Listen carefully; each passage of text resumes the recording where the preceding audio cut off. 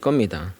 창세기 15장 6절은 정말 중요한 구절로서 그 구절의 해석으로 인해 교단과 교파가 나뉠 정도로 신학적으로 매우 중요한 본문입니다. 화면 좀 바꿔주세요. 하나님은 아브라함에게 내 몸에서 날 자가 너의 상속자가 될 것이라고 축복한 다음에 그를 밖으로 나가 하늘을 보여주시며 너의 자손이 하늘의 별과 같이 많아지리라 약속하셨습니다. 그런데 아브라함은 그 말을 믿자 하나님은 그것을 그의 의로 여기셨다는 것입니다. 아니, 아브라함이 하나님의 말씀을 그냥 믿었을 뿐인데 말입니다. 저는 이 장면을 보면서 하나님의 모습이 우리의 이런 모습과 같다는 생각이 듭니다. 부모가 자녀들이 태어나면 아기로부터 아빠라는 소리를 매우 듣고 싶어 합니다. 그런데 아기가 그냥 아빠? 라고 하면 아빠는 환호성을 지르며 여보 우리 아기가 드디어 나보고 아빠래 하며 눈물 흘리는 상황과 같다고 생각됩니다. 하나님이 이처럼 우리의 작은 믿음에도 크게 반응하시는 분이십니다.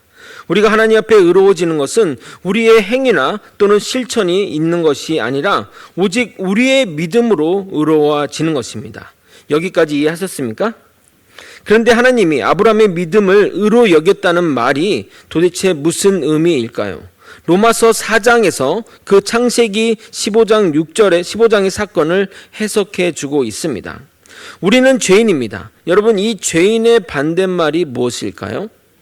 의인이라고 말하겠지만 아닙니다. 죄인의 반대말은 무죄인입니다. 죄는 곧 심판을 의미하고 심판의 결과는 죽음을 의미합니다. 그래서 우리는 죽어 마땅한 존재인데 예수 그리스도가 피 흘려 돌아가심으로 인해 우리의 죄가 사해진 것입니다. 죄인의 죄가 없어진 것입니다. 그런데 하나님의 은혜는 여기서 그치지 않습니다. 무죄인을 의인으로 천국 백성 하나님의 자녀로 만드신 것입니다. 죄를 지었는데 죄가 없다고 선언해 주시고 그것을 넘어서 의인이라고 말해 주시는 겁니다. 지난주 말씀드린 것처럼 범죄자인데 범죄자의 죄를 탕감해 준 것뿐만 아니라 표창장을 주면서 의인이라고 했다는 겁니다. 말이 안 되죠. 우리가 받고 있는 그 은혜가 그런 말이 안 되는 은혜라는 것입니다. 로마서 5장 10절에 이렇게 말합니다.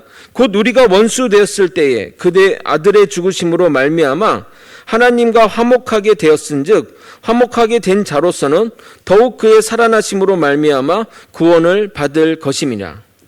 예수님의 죽으심으로 연합된 우리는 하나님과 화목하게 되었습니다. 즉 우리의 죄가 사해졌다는 것입니다.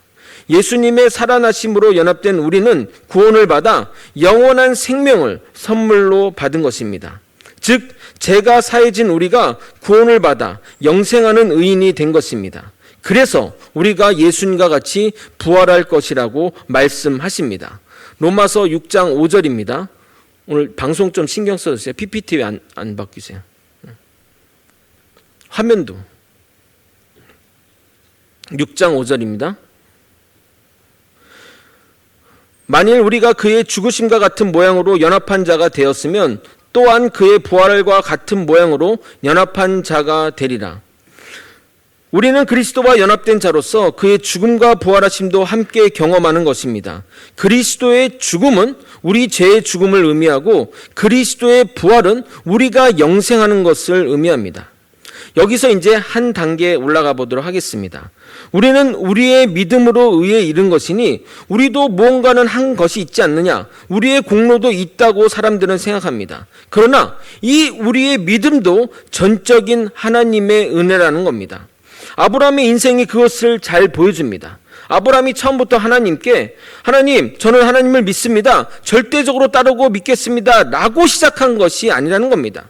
하나님이 아브라함을 여기저기 데리고 다니면서 하나님이 하나님의 되심을 경험시켰었고 그러한 일들로 인해 아브라함이 하나님을 신뢰하게 되자 결국 하나님의 말씀을 믿는 지경, 하나님 말한 것을 믿는 지경까지 이르게 하셨다는 것입니다. 즉 하나님이 그를 이끄셔서 이 믿음의 자리, 믿는 그 단계까지 성장시켰다는 것입니다. 그래서 제대로 믿은 자들은 자신이 이 자리에 서 있는 것이 전적인 하나님의 은혜임을 고백하는 것입니다. 결코 내가 믿었기 때문에, 내가 믿었으니 당연히 구원을 받는다고 할 수 없는 것입니다.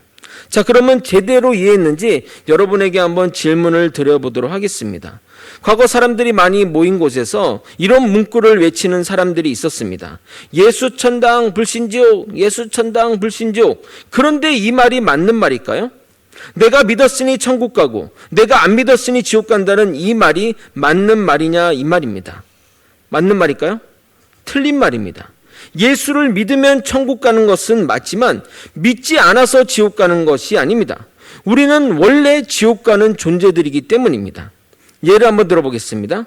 저랑 제 지인이 똑같은 암에 걸렸고 말기암에 걸려 시한부 판정을 받았습니다.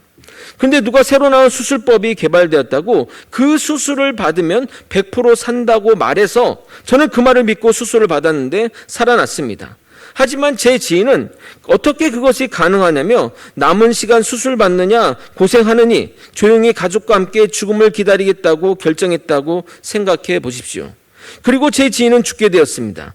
그럼 그 지인이 죽은 것은 수술을 안 받아서 죽은 것입니까? 아니면 암으로 죽은 것입니까? 암으로 죽은 것입니다. 동일합니다. 예수님 때문에 천국 가는 것은 맞지만 내가 예수를 믿지 않아서 지옥 가는 것이 아니라 우리는 원래 지옥 가는 존재들이라는 것입니다. 예수님이 우리 지옥행에 관여한 것이 있는 것이 아닙니다. 그런데 예수천당 불신지옥이라고 하니 마치 우리가 지옥 가는 것에 예수님이 관여하는 것처럼 여겨져서 불신자들은 그런 신이면 난 안 믿을래 한다는 것입니다. 그러므로 이제는 예수천당 불신지옥이라 말하지 말고 예수천당 원래 지옥, 가만히 있으면 지옥이라고 외쳐야 한다는 것입니다. 복음의 내용은 우리가 믿음으로 천국을 가는 것이지 예수님이 우리의 지옥 가는 것에 관여하지 않습니다. 그러므로 믿음은 구원의 조건이 아닌 구원받은 우리에게 결과로 주어지는 것입니다. 이 믿음도 하나님이 주셨다는 겁니다. 또 우리가 중요하게 알아야 할 내용은 우리가 믿는 하나님은 우리와 인격적인 관계이지 절대 도식적인 관계가 아닙니다. 쉽게 말해서 자판기에 돈 넣고 누르면 음료수가 나오는 그런 관계가 아니라는 겁니다. 즉 믿었으니 의가 되는 것이 절대 아닙니다.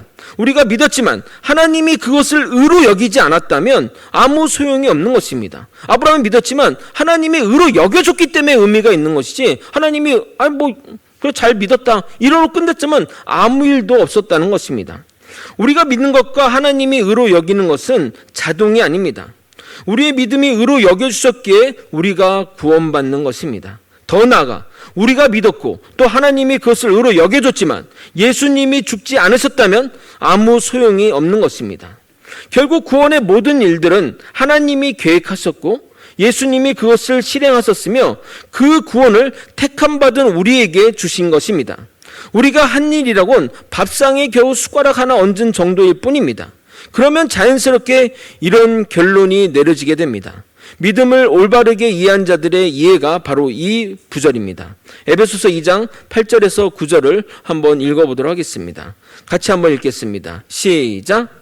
너희는 그 은혜에 의하여 믿음으로 말미암아 구원을 받았으니 이것은 너희에게서 난 것이 아니요 하나님의 선물이라. 행위에서 난 것이 아니니 이는 누구든지 자랑하지 못하게 함이라. 오늘은 창세기 15장 후반부터 오늘 읽은 17장 8절까지 살펴보도록 하겠습니다. 하나님이 아브라함에게 약속하시고 언약 체결식까지 한 이후에 아브라함이 사레가 아닌 하갈로부터 이스마엘을 낳는 일이 벌어집니다. 먼저 어떻게 그런 일이 벌어졌는지 살펴보고 하나님이 그런 일을 벌인 아브라함에게 어떻게 대하시는지 그를 어떻게 이끌고 가는지를 살펴보도록 하겠습니다. 하나님은 아브라함에게 약속하시고 기회를 주시고 기다려주시되 너무 늦지 않게 그를 이끌어 가십니다. 그 과정이 아브라함에게 어떤 의미가 있는지 살펴보겠습니다. 주님이 기회 주시고 말로 할 때 말 잘 듣는 우리가 되길 예수님의 이름으로 소망합니다. 오늘 읽은 본문은 창세기 17장입니다. 먼저 1절을 읽어보도록 하겠습니다. 함께 읽겠습니다. 시작. 아브라함이 99세 때에 여호와께서 아브라함에게 나타나서 그에게 이르시되 나는 전능한 하나님이라 너는 내 앞에서 행하여 완전하라. 아멘. 우리가 이렇게 성경을 읽을 때 이게 문자로 이렇게 읽다 보니까 하나님이 지금 이 말씀을 어떤 뉘앙스로 어떤 분위기로 하는지 짐작하기 어려운 부분들이 있습니다. 그러나 이 본문을 우리가 잘 이해하기 위해서는 하나님이 어떤 분위기, 어떤 뉘앙스로 했는지를 파악하는 것이 정말 중요합니다. 여러분에게 한번 물어보겠습니다. 지금 하나님이 아브라함에게 나타나셔서 이렇게 말씀하시는 분위기, 뉘앙스가 어떻다고 생각하십니까? 기분 좋아서 하시는 말씀일까요? 아니면 혼을 내는 말투로 하시는 것일까요? 아니면 그냥 일상적인 대화의 내용일까요? 뭘까요? 이것을 제대로 알려면 창세기 15장부터 살펴봐야 됩니다. 지난주 살펴본 대로 15장에서 하나님이 아브라함에게 너의 자손이 하늘의 별과 같이 많아질 것이며 그리고 이 가나안 땅을 너의 소유로 너의 후손들이 대대로 물려받을 땅이라고 말씀해 주셨습니다. 그러자 정말 간땡이가 부은 아브라함은 하나님께 이렇게 말합니다. 하나님의 말씀을 믿는데 그것에 대한 증거와 증표를 달라고 말합니다. 구두로 끝내지 말고 각서나 계약서를 써달라고 하는 겁니다. 창세기 15장 4절에서 8절을 제가 읽어드리도록 하겠습니다. 여호와의 말씀이 그에게 임하여 이르시되 그 사람이 내 상속자가 아니라 내 몸에서 날 자가 내 상속자가 되리라 하시고 그를 이끌고 밖으로 나가 이르시되 하늘을 우러러 무뼈를 셀 수 있나 보라.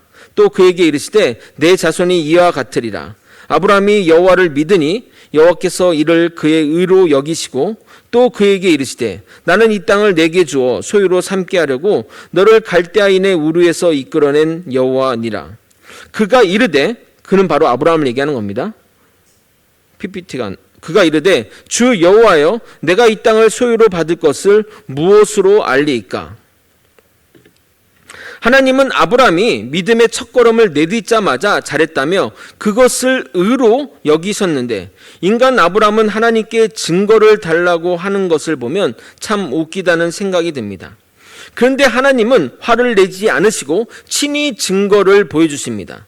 하나님은 3년 된 암소와 3년 된 암염소와 3년 된 순양과 산비둘기와 집비둘기 새끼를 가져와 가운데를 갈라 마주보게 대하고 놓으라고 합니다. 그리고 밤에 오셔서 그 쪼개진 고기 사이로 횃불이 지나갑니다. 창세기 15장 9절 10절 17절을 읽어도록 하겠습니다. 여호와께서 그에게 이르시되 나를 위하여 3년 된 암소와 3년 된 암염소와 3년 된 순양과 산비둘기와 집비둘기 새끼를 가져올지니라.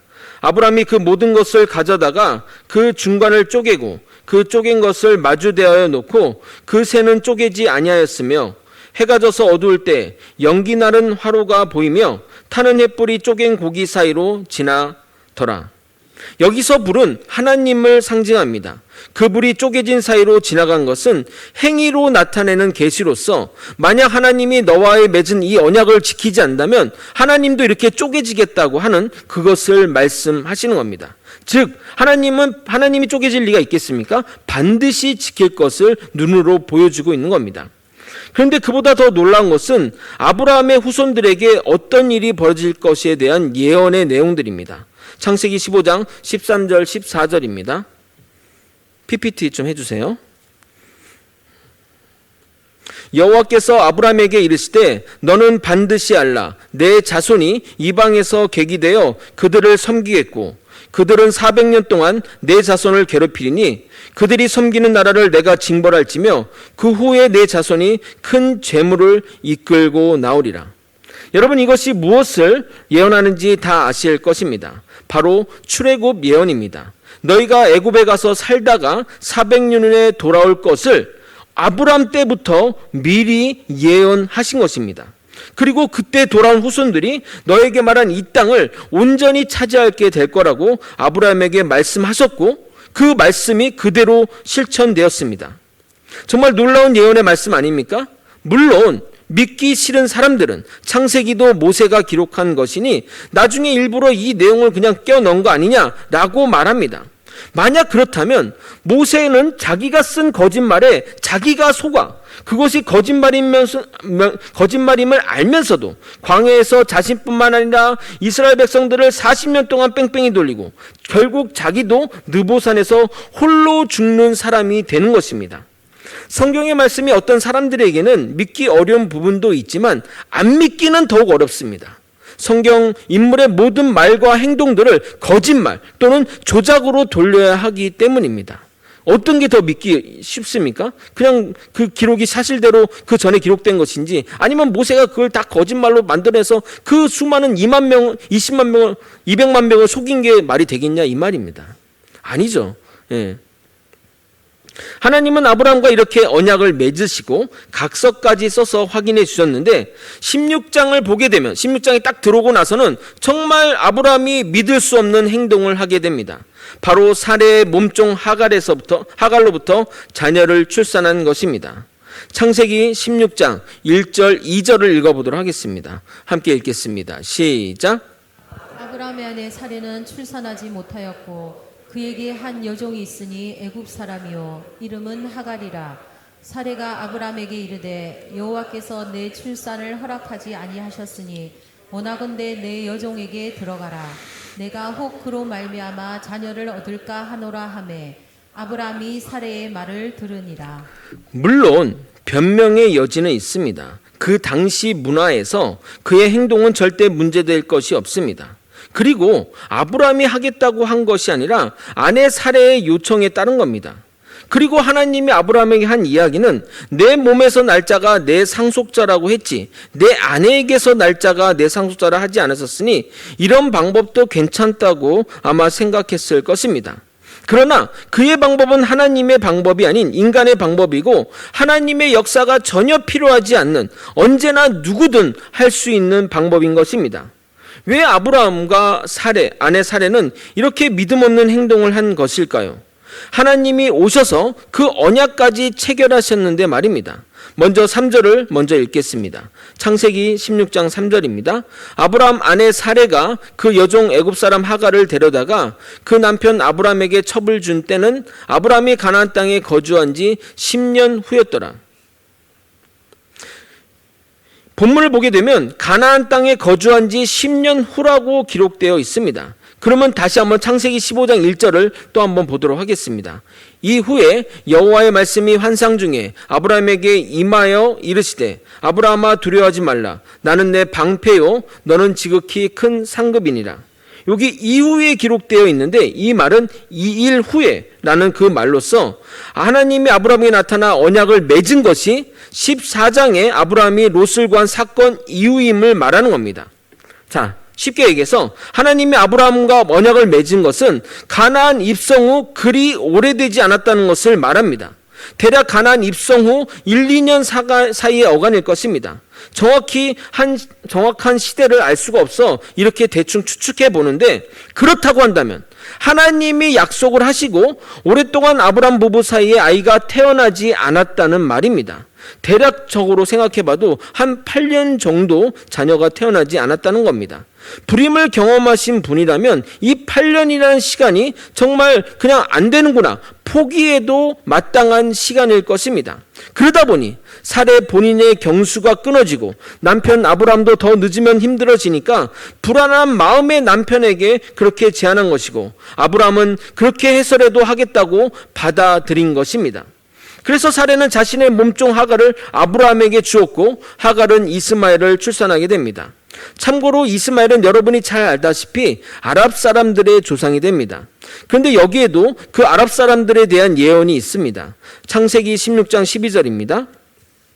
그가 사람 중에 들나귀 같이 되리니 그의 손이 모든 사람을 치겠고 모든 사람의 손이 그를 칠지며 그가 모든 형제와 대항해서 살리라 하니라. 여러분, 지금 이스라엘과 오늘 어제도 전쟁이 났다고 하는데 이스라엘과 아랍의 적대적인 관계는 하나님의 예언대로 된 일이라고 생각하니 정말 새삼 놀랍다는 생각이 듭니다. 만약 그들이 순종했다면, 하나님 말씀을 지고지순하게 믿고 따랐다면 지금과 같은 다른 모습의 중동이지 않을까 한번 생각해 봅니다. 창세기 16장 15절 16절을 읽겠습니다. 하갈이 아브라함의 아들을 낳음에 아브라함이 하갈을 낳은 그 아들을 이름하여 이스마엘이라 하였더라. 하갈이 아브라함에게 이스마엘을 낳았던 때에 아브라함이 86세였더라. 이런 행동을 한 아브라함을 믿음의 조상 아브라함이라고 부르는 것이 맞는지 생각이 드실 것입니다. 어디서 믿음의 모습을 찾아야 할지 전혀 모르겠습니다. 그리고 17장 오늘의 본문입니다. 하나님은 한동안 말이 없으시고 99세에 아브라함에게 나타나신 겁니다. 즉 하나님은 무려 13년 동안 아브라함에게 나타나지 않았다는 말입니다.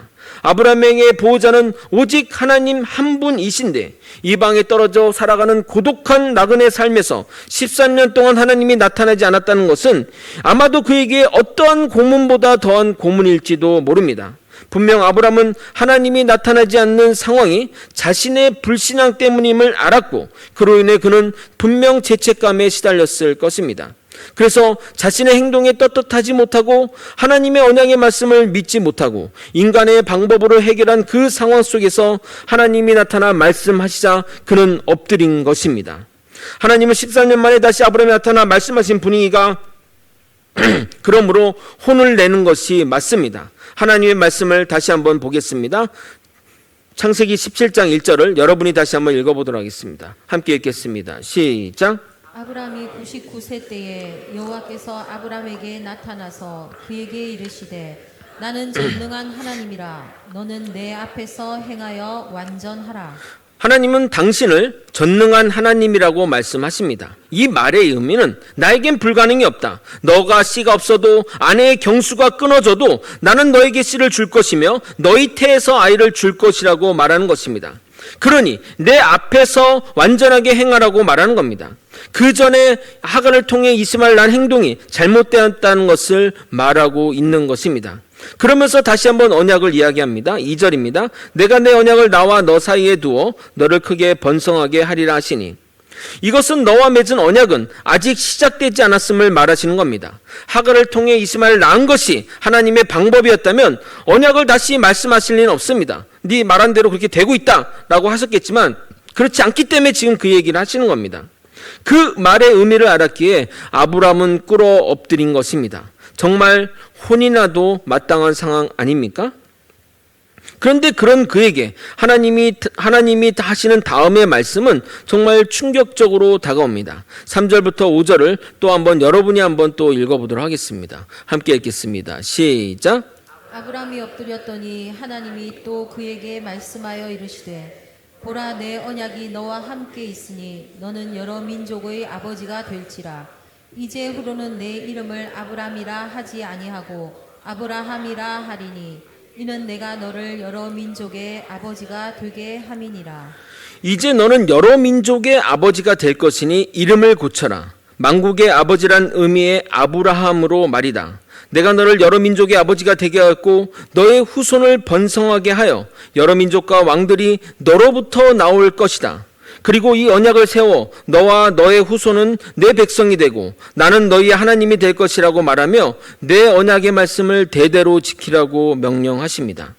분명 지금은 이런 축복의 메시지를 받을 상황이 아닌 오히려 혼이 나야 하는 상황인데 하나님은 이런 축복의 메시지를 아브라함에게 말하고 있는 겁니다.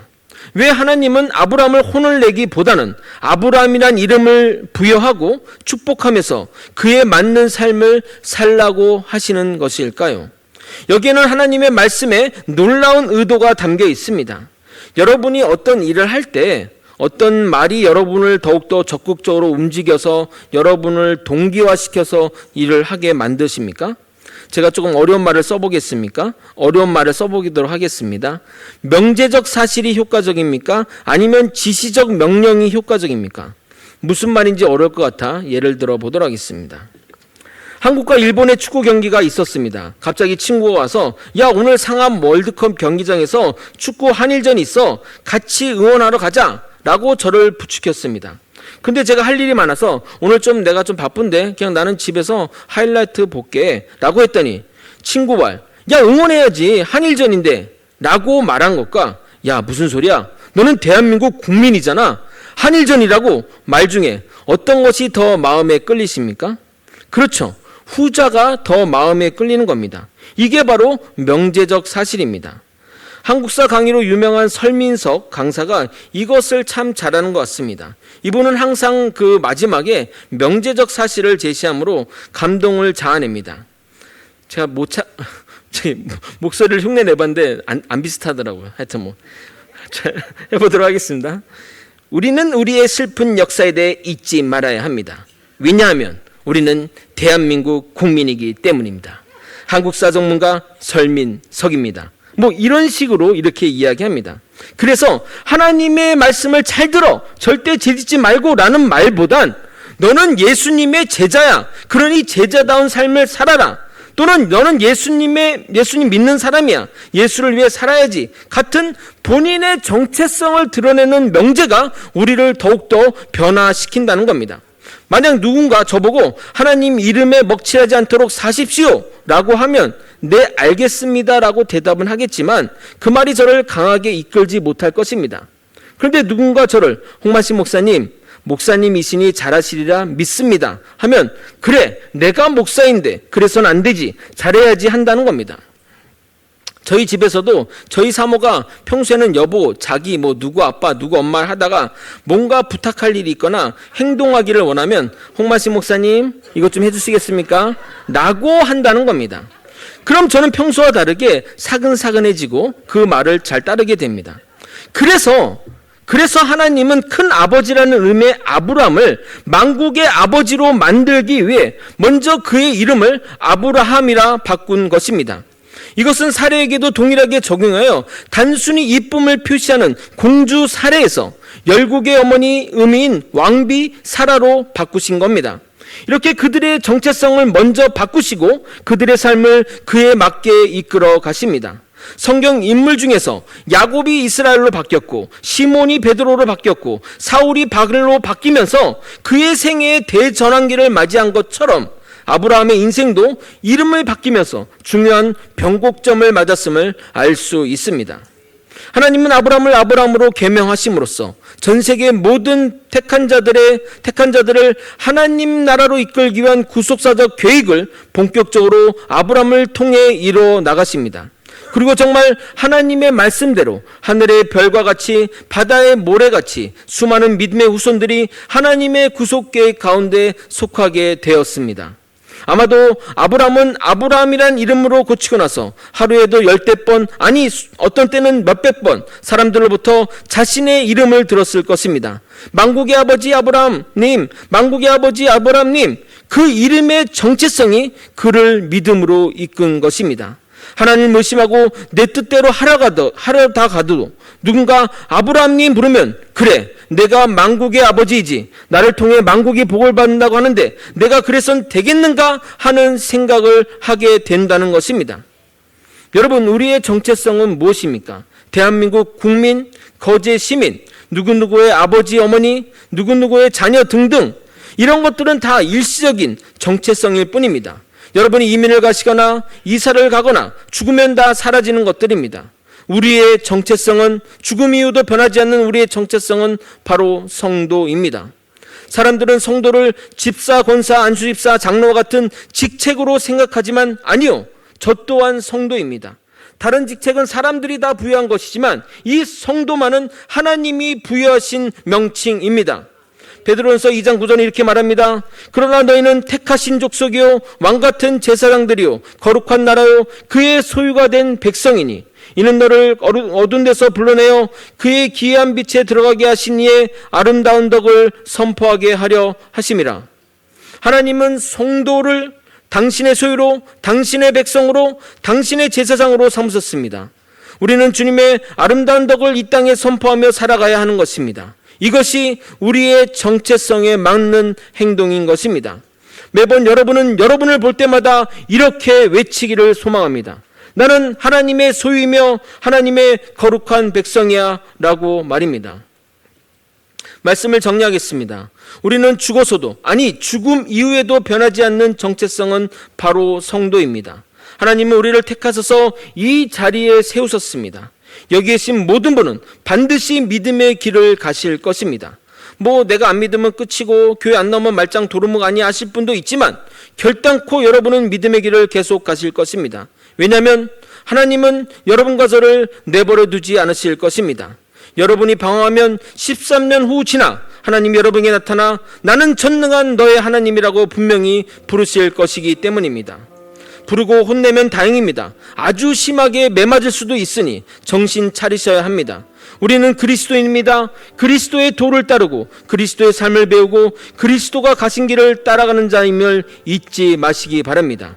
여러분이 세상에 살면서 겪는 시련과 환난 속에서도, 또한 우리를 연단하기 위해 주시는 시련과 시험 속에서도 나는 예수를 믿는 자라는 이 정체성을 가지고 사시길 바랍니다.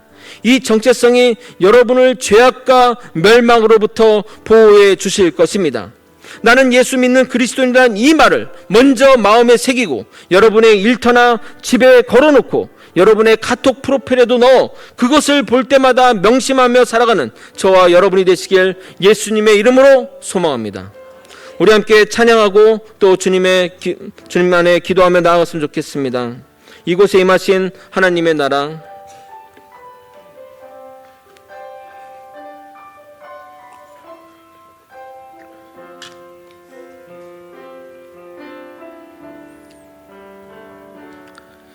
이곳에 임하신 하나님 나라, 가난한 마음으로 바라보리라.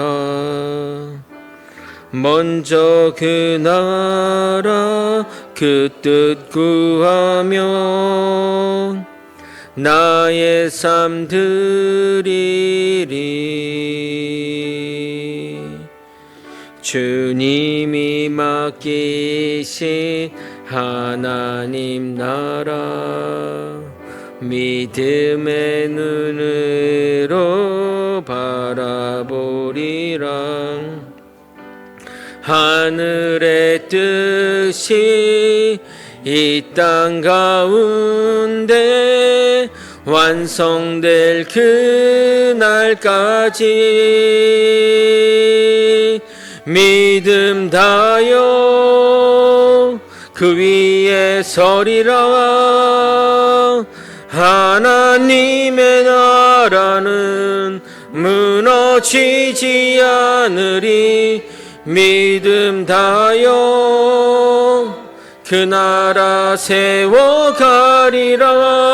주님 곧 오실 믿음 다여, 믿음 다여 그 위에 서리라. 하나님의 나라는 무너지지 않으리. 믿음 다여 그 나라 세워가리라. 주님 곧 오실 때까지.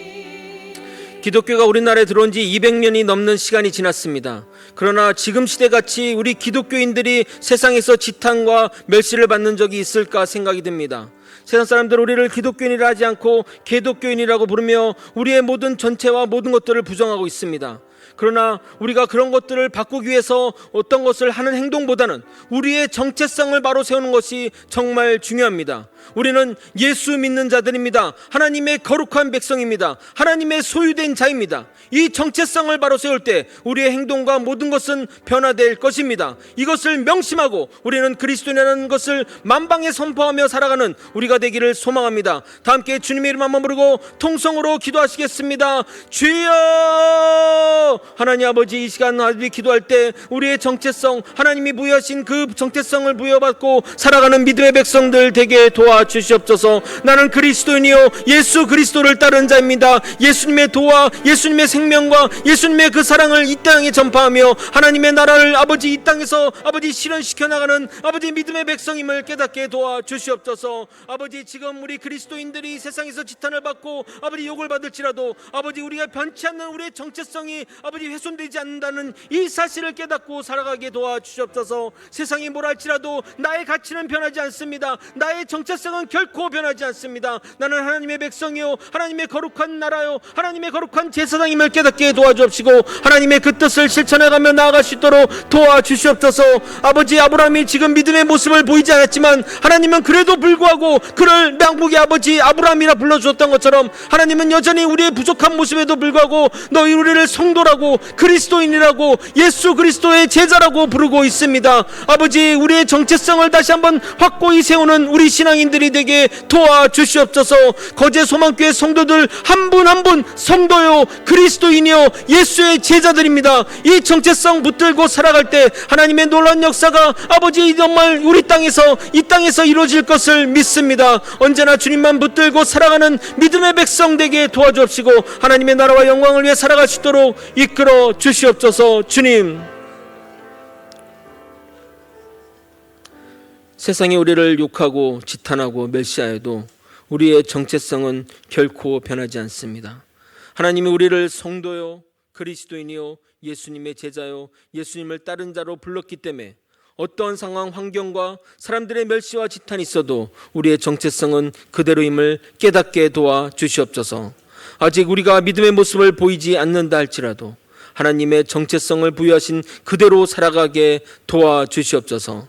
그 길에 주님 반드시 동행하여 주옵소서. 우리의 힘과 능력이 아닌 온전히 주님만 의지하며 살아갈 수 있도록 이끌어 주시옵소서. 간구하며 지금은 우리 구주 예수 그리스도의 은혜와 우리 하나님 아버지의 크신 사랑과 성령 하나님의 감동감화 교통 역사하시는 귀한 은총이 주님이 주신 정체성을 따라 주님을 닮으려고 노력하는 모든 성도님 머리 위에, 그리고 거제 소망교회 위에 이제로부터 영원히 함께 있을지어다. 아멘. 아버지, 이렇게 도와주옵소서. 주님 붙들어주옵소서.